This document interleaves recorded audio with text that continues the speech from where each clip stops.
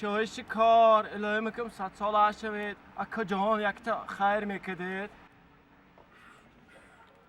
رحمتی کلان اکا جان الهی میکنم 100 سال عرش شوید